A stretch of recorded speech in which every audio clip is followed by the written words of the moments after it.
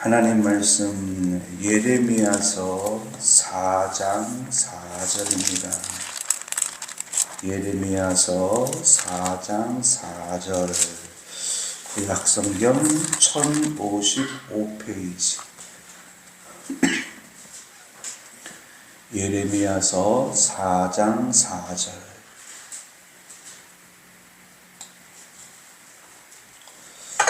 봉독합니다. 예레미야서 4장 4절 유다인과 예루살렘 주민들아 너희는 스스로 할 일을 행하여 너희 마음 가죽을 베고 나 여호와께 속하라.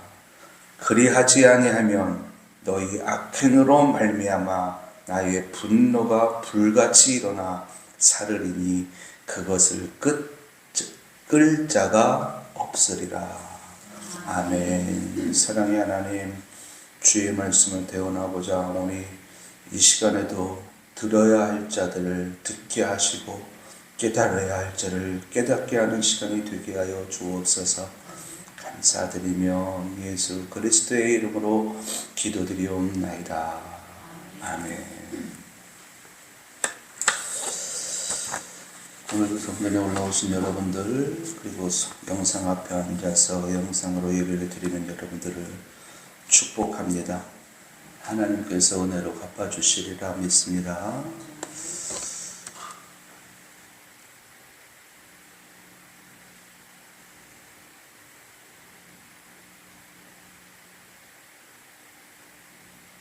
자식이 이 세상에 태어나서, 자녀가 이 세상에 태어나서 이제 학창시절을 지나고 이렇게 해서 때가 되면은 결혼을 합니다. 그리고 결혼하고 나면은 또다시 아들이든 딸이든 자녀를 낳게 되지요. 그래서 자녀는 때가 되면 부모가 되고 또 그 자녀도 또 때가 되면 부모가 되는 것이 이 세상의 이치이고 섭리입니다. 그래서 하나님께, 예수님께서 이 땅에 오시는 그날까지 이 땅에는 부모 세대와 자녀 세대는 끊이지 않을 거예요.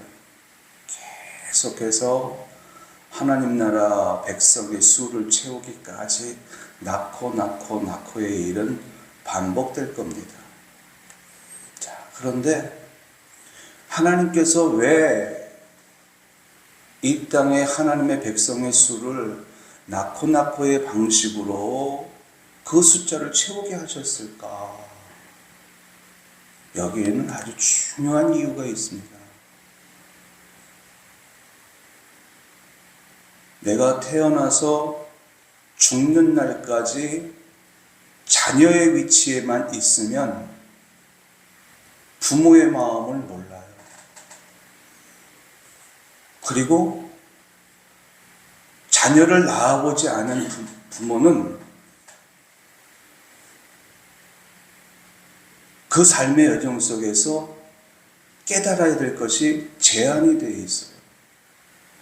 다시 말씀을 드려서 아들이었을 때의 아들의 마음을 본인 스스로 깨닫고 아들의 입장에서 부모를 바라보는 거죠. 그 부모를 바라볼 때 그 부모가 잘못하는 것도 있다라고 생각을 해요. 그런데 어느덧 내가 부모가 되어서 자식을 키워보니 아들의 마음이 이런 마음이었겠고 반대로 또 부모의 마음은 이런 마음이었겠구나라는 것을 알게 됩니다. 이 세상은 고통으로 가득 차 있어요. 사는 것 자체가 고통이에요. 이런 고통을 부모 세대가 먼저 경험을 하지요. 그리고 자녀를 바라보면 내가 이 세상에서 고통을 당하면서 많은 아픔과 슬픔을 경험하면서 지금까지 살아왔는데 내 아들도 내 딸도 나랑 똑같이 고통과 아픔 속에 살겠지. 그러면 어떻게 하면 내 자녀가 하나님의 축복 속에 살게 할 수 있을까? 어떻게 하면 내 아들이, 어떻게 하면 내 딸이 죄와 구별된 삶을 살면서 하나님의 축복 속에 살게 할 수 있을까? 이것이 모든 부모 세대의 고민이에요. 이 고민은 욥도 가지고 있었어요. 욥이 재산이 많은 사람이었잖아요. 그런데 이 욥도 내 자녀들이 하나님의 축복 속에 살길 원했어요. 죄를 짓지 않고 세상과 구별된 삶을 살면서 하나님께서 주신 온갖 축복을 누리며 세상에서 찾아오는 고통과 아픔과 슬픔에서 벗어난 이런 행복한 삶을 살길 원했습니다. 그래서 자녀들의 생일이면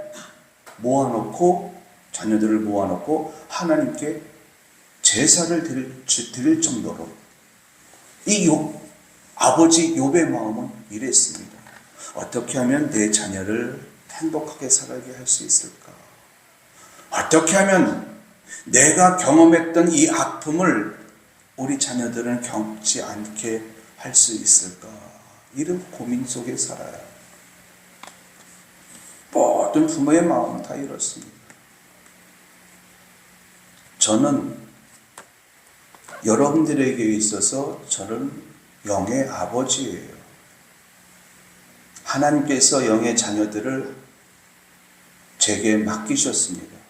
그래서 저의 관심사는 비록 작은 교회에 적은 숫자가 모여 있고 하나님께서 적은 숫자를 나에게 맡겼지만 이 성도들을 어떻게 영혼이 잘 돼서 그 영혼이 하나님의 축복 속에 살게 할 수 있을까?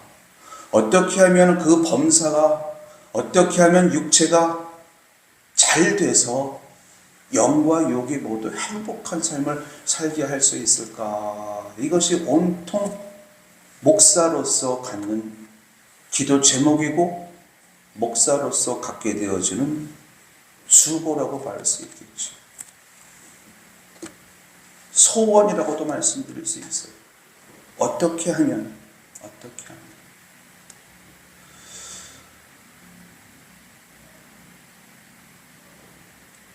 영적으로 아버지이다 보니까 영의 자녀들이 살아가는 모습이 다 보여요. 그런데 그것을 하나씩 집어서 지도해 주어야 되는데 들을 수 있는 귀가 없는 자녀들은 그것이 싫다고 튕기쳐 나가요.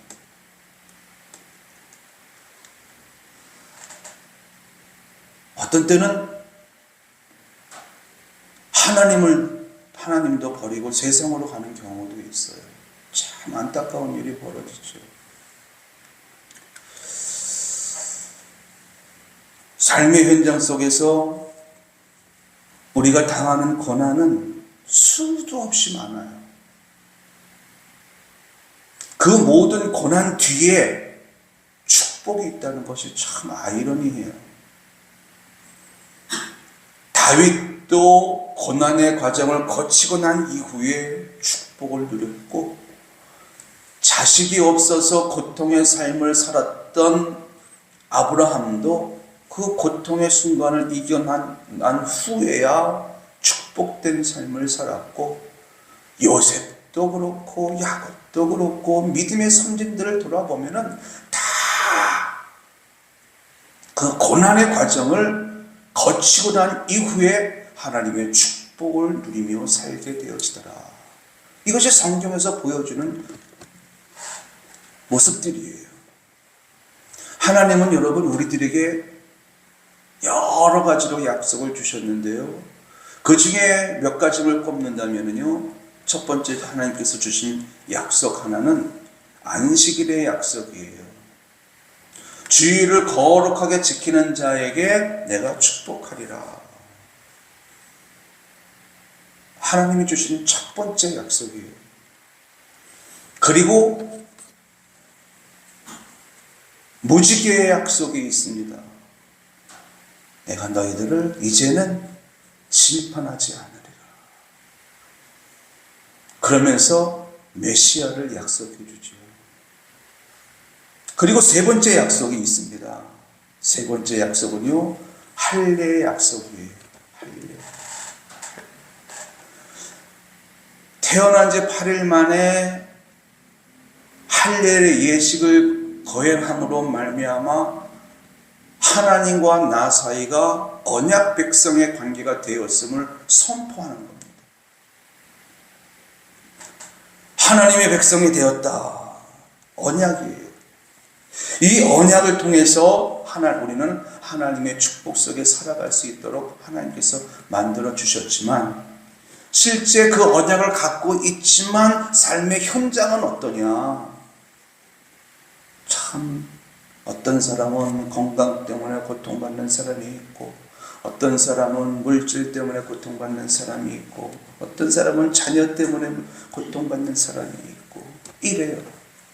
그런데 이런 사람들이 하루하루를 살아가면서 하나님께서 우리에게 주신 약속을 대비해 본다면요, 너희들은 나의 백성, 언약 백성, 하나님의 자녀인 것을 잊지 말라 말씀하셔요. 그러면서 하나님께서 여러분들을 부르셨습니다. 부르셨어요. 하나님의 자녀로, 천국 백성으로 불러주셨습니다.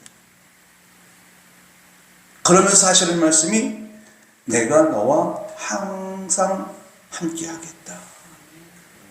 그런데 함께하는 그 하나님은 어떤 하나님이냐? 능치 못함이 없는 하나님, 못하실 것이 없는 하나님이세요.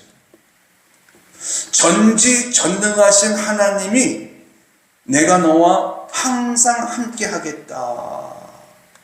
그리고 너와 나와의 관계가 아버지와 아들 관계로서 그 표식으로 할례 예식을 거행하라, 이렇게 말씀하셨어요. 구약 백성들은 육체로 할례 예식을 취합니다. 그러나 신약 백성은 어떤가? 신약 백성은 마음의 할례. 육체의 할례는 무엇인지 알아요. 그냥 흔히 말하는 포경수술이에요. 근데 마음의 할례는 뭔지 몰라요. 어떻게 하는 것이 우리가 마음의 할례를 받는 것인지, 마음의 할례를 받지 않으면 하나님과 우리와의 관계가, 아버지와 아들의 관계, 아버지와 자녀의 관계가 이루어지지 않는 거예요. 그래서 우리는 마음의 할례를 받아야 돼요. 오늘 본문 볼까요?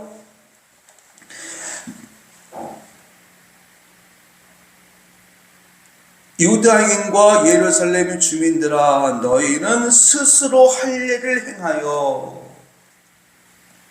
너희는 스스로 할례를 행하래요. 너희 마음 가죽을 베고, 마음의 할례를 이야기를 하거든요.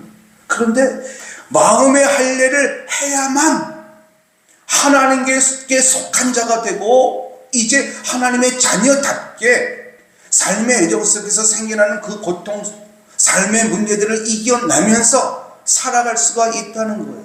결국 하나님의 축복 속에 하나님의 축복을 누리며 살아가는 자가 된다. 그 전제 조건이 뭐냐? 마음의 할례예요.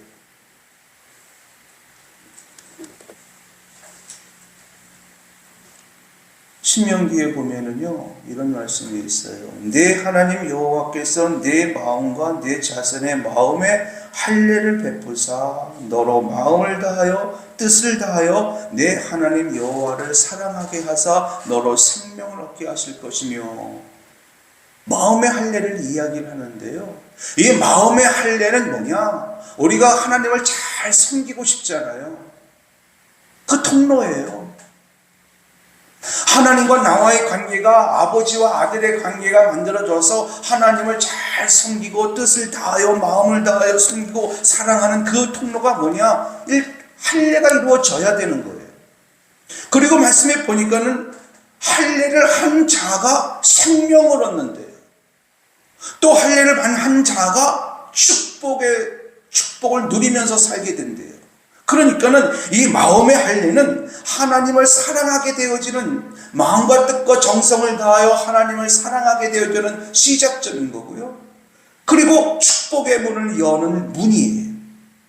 마음의 할례가 그래요. 그리고 이 마음의 할례는 생명을 얻게 하는 통로예요. 근데 중요한 것은 이 마음의 할례가 뭐냐는 거예요.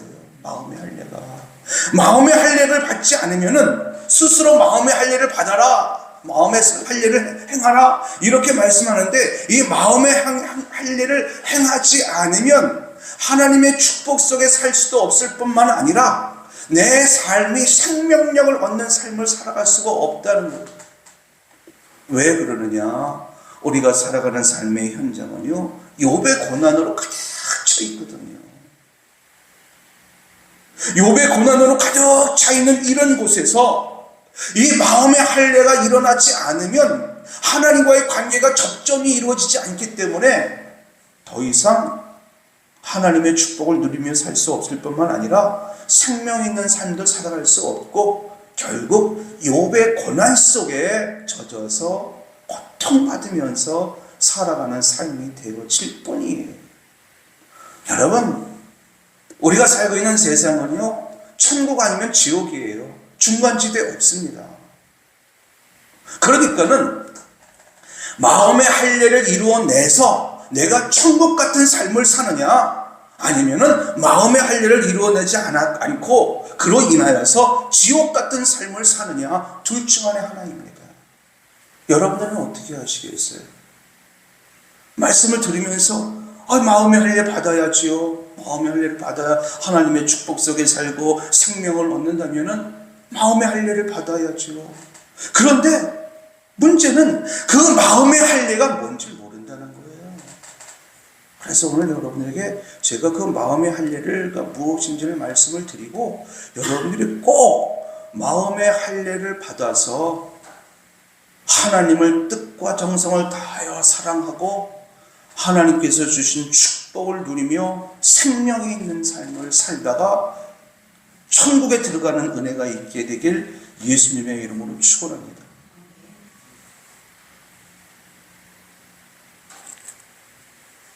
삶이 힘들지요. 삶이 힘든데 이 힘든 삶 속에서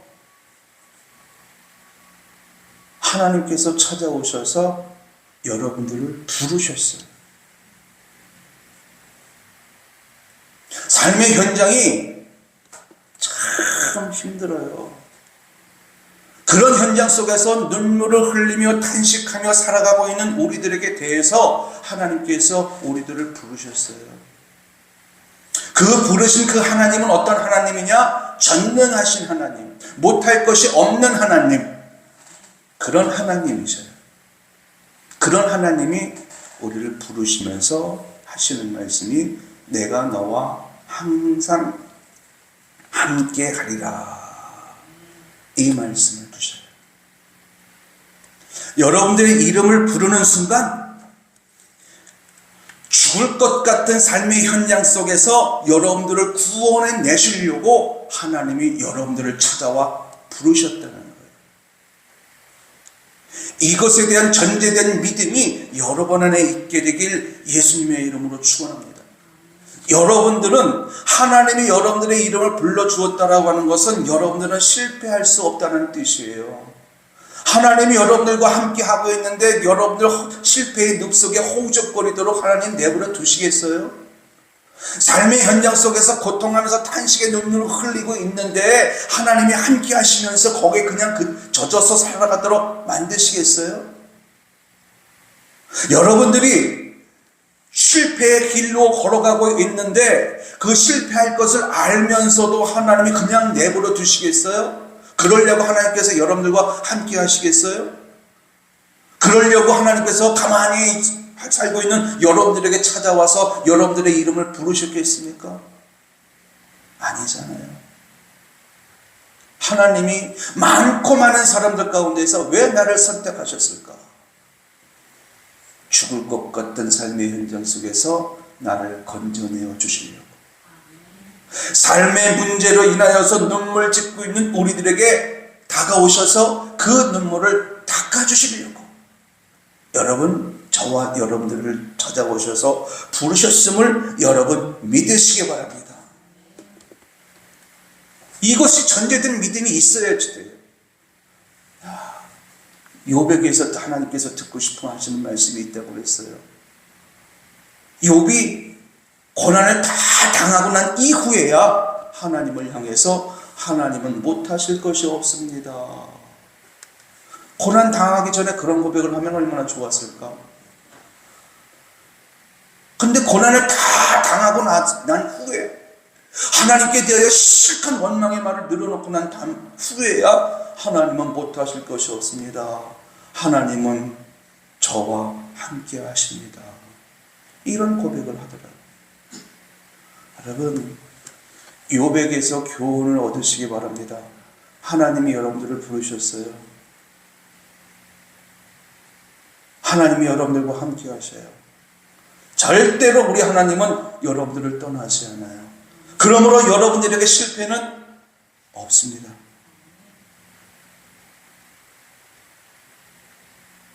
여러분들은 사망에 이르지 않아요. 그런데 마음의 할례가 뭐냐? 이런 믿음이 없다 보니까는요, 삶의 현장 속에서 된다 이거보다는 안 된다 라는 말을 더 많이 해요. 산다 라는 말보다는 죽는다 라는 말을 더 많이 해요. 죽는다 라고 말을 할 때 거기에 하나님이 있을까요? 하나님의 말씀이 있습니까? 하나님이 보입니까? 하나님이 역사하시는 것을 보이나요? 방금 전에 제가 말씀을 드렸어요. 하나님이 나를 부르신다라고 하는 것은 내가 너와 함께 하리라, 내가 너를 도우리라, 내가 너를 지키고 인도하리라, 이것이 전제되어져 있는 것이다. 그러므로 우리는 실패가 없다. 하나님은 우리가 그렇게 말씀하고 계시고 그런 의도로 우리의 이름을 불러주셨는데, 너는 내 아들이라, 너는 내 딸이라 이렇게 말씀해 주셨는데, 우리는 삶의 현장 속에서 문제가 생기면은 두려움이 찾아와요. 그리고 근심과 걱정, 부정적인 생각, 안 된다는 생각, 할 수 없다는 생각, 못한다는 생각, 이런 마음으로 가득 차 있어요. 이렇게 두려운 마음으로 가득 차 있으니 앞으로 나갈 수 있나요? 이런 생각이 가득 차 있으니까는 그 속에 하나님이 없어요. 두려움으로 가득 차 있는 순간 거기에 하나님은 없다니까요. 바울이요, 내게 능력 주시는 자 안에서 내가 모든 것을 할 수 있다라고 고백을 하거든요. 바울이라고 힘든 일이 없었겠어요? 두려운 일이 없었겠어요? 그런데 그 바울이 어떤 상황에 놓여 있을지라도 자신감을 가져요. 하나님이 나와 함께 하신다는 거예요. 하나님이 나를 도우신다는 거예요. 마음의 할례란 뭐냐? 하나님이 나와 함께 하셔. 하나님이 나를 도우신다. 내 안에 있는 이 부정적인 생각들, 안 된다, 못한다, 이런 생각들을 떨쳐버리고 하나님이 함께 하시면 된다, 이렇게 바꾸는 것이 마음의 할례예요. 여러분 깨달으시기 바랍니다. 내가 하나님을 사랑하고 내가 하나님을 뜻을 다하여 섬긴다라고 이야기를 하지만 실제 삶의 현장 속에서 문제가 생기면 우리의 마음이 어떤 마음인가? 부정적인 생각이 먼저 들어와서요, 그 부정적인 생각이 우리로 하여금 하나님과 분리되게 만들어요. 그리고 하나님의 말씀에서 벗어나게 만듭니다. 아니, 하나님이 나와 함께 하시는데 내가 못할 것이 뭐가 있겠으며, 하나님이 나와 함께 하시는데 두려울 것이 뭐가 있겠어요. 하나님이 날 도와주시는데. 욥은 그걸 몰랐어요. 욥은 그걸 몰랐습니다. 그런데 하나님으로부터 계속 질문을 받더니 그 깨닫는 거예요. 아, 맞았어요. 하나님은 나와 함께 하셨어요. 하나님은 과연 능치 못함이 없는 분이셨어요. 하나님은 계획이 있는 분이셨고요, 그리고 그 세운 계획을 다 이루시는 분이었습니다. 내가 무지한 말로 하나님의 이치를, 하나님의 진리를 가렸습니다. 하나님, 내가 회개합니다. 나를 용서해 주세요. 라고 고백을 하는 거예요. 마음의 할례. 여러분, 스스로 마음의 할례를 받지 않으면 하나님과 관계가 없는 사람이 되어버려요. 여러분, 두려운 일이 생겼어요. 원치 않는 일이 벌어졌어요. 그럴 때에 내가 믿음으로 살질 못했네, 내가 놓쳤어, 내가 실패했어, 이걸로 끝나는 거 아니에요. 깜빡 잊어버렸습니다. 놓쳤습니다. 이것으로 끝나는 것이 아니라 오늘 본문 속에 보면은요, 너희 악행으로 말미암아 나의 분노가 불같이 일어나 사르리니 그것을 끊을 자가 없느니라. 내가 마음의 할례를 받지 않고 계속 두려움 속에 젖어서 살고 부정적인 생각 속에 살면은 내 삶이 지옥 같은 삶을 살게 된다는 거예요. 여러분, 깨달아야 합니다. 선택하셔야 돼요. 내가 이 땅을 살면서 천국 같은 행복한 삶을 살 것인가, 아니면은 지옥 같은 삶을 살 것인가. 마음의 할례에 결정되어진다니까요. 안 돼. 그래요. 하나님이 없는 사람들은 안 돼요. 그러나 우리는 하나님이 함께 하잖아요. 믿습니까? 하나님이 나와 동행하시면서 나를 도와주고 계시잖아요. 하나님이 나를 도와주시는데 내가 왜 실패를 합니까? 하나님이 나와 함께 하시는데 대적들이 어떻게 나를 이겨낼 수 있겠습니까? 아니잖아요. 나와 함께 하시는 하나님은 전능하신 하나님, 능치 못함이 없는 하나님, 나를 사랑하시고 나를 도와주시는 하나님, 그 하나님이 나와 함께 하신다는 게 얼마나 큰 힘이 돼요. 힘이 되지 않아요? 그런데 내 입에서 나오는 말은 안 된다, 못한다. 부정적인 생각만 하고 있으니 얼마나 안타까워요. 그래서 하나님이 우리에게 말씀하시는 거예요. 네 스스로 마음의 할례를 하라. 스스로 마음의 결단을 하고 부정적인 생각을 버리고 하나님에 대한 믿음을 꽉 붙잡라. 이 말씀하고 있는 거예요. 자, 물어볼게요. 하나님 여러분들과 함께 하시죠? 함께 하시는 하나님이 여러분들을 도와주실 것을 믿으시나요? 그러므로 여러분들에게는 승리가 예정되어 있는 거예요. 얼마나 감사해요. 그런데 왜 지금 당장 내가 승리의 삶을 살지를 못하느냐? 거기엔 이유가 있다는 거예요. 마음의 할례, 마음의 굳은 결단을 하고 이제 행함으로 바꾸어내야 되는데 이걸 안 하니까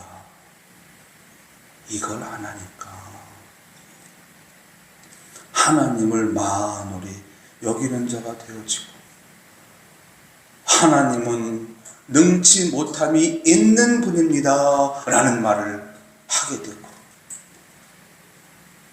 그래서 우리는 기쁨이 없는 거예요. 여러분, 하나님이 우리 늘 푸른교회와 함께하고 계심을 믿으시기 바랍니다. 그래서 제가 앞에 부분에서 말씀드렸어요. 제가 여러분들의 영혼의 아버지로서 제가 갖고 있는 소원은 여러분들이 영혼이 잘 되길 원해요. 그래서 영혼이 잘 되는 쪽으로 자꾸 여러분들을 이끌고 범사와 육체가 잘 되는 쪽으로 여러분들을 자꾸 이렇게 인도하는데, 이끄는데 따르지 않으니까 정말 안타깝더라고요. 하나님 아버지가 우리를 볼 때에도 그런 마음으로 보신다는 거예요. 우리는 마음을 새롭게 해야 돼요.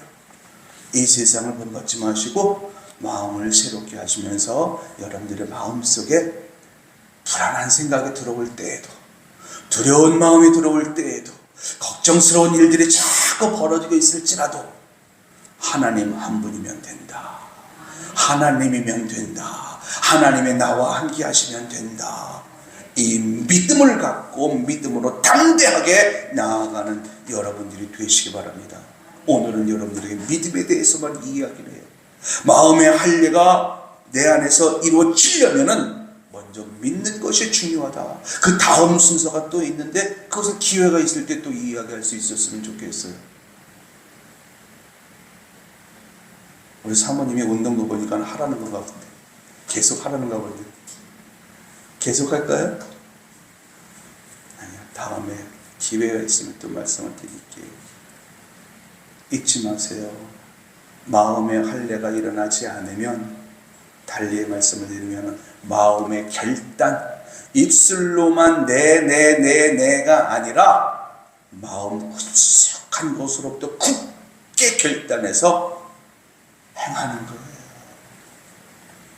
그러면은 하나님의 은총이, 하나님의 축복이 여러분들에게 임합니다. 다시 말씀을 드려서 욥의 고난이 끝나고 욥의 축복으로 살게 되어진다는 겁니다. 이것을 굳게 믿으시고 마음의 결단, 마음의 할례, 꼭 마음의 할례는 본문 속에 보니까는 스스로 하라고 그랬어요. 스스로. 하나님이 하라라고 말씀하셨지만은 하는 거는 누가 주체냐? 여러분들이에요. 꼭 할례를 해서, 마음의 할례를 이루어내서 하나님께서 주시는 승리, 하나님께서 주시는 기쁨, 하나님께서 주시는 축복을 누리며 살아가는 여러분들이 될 수 있길 예수님의 이름으로 축원합니다. 기도합니다. 은혜가 풍성하신 아버지 하나님, 마음의 할례를 이루어낼 수 있도록 도와주옵소서.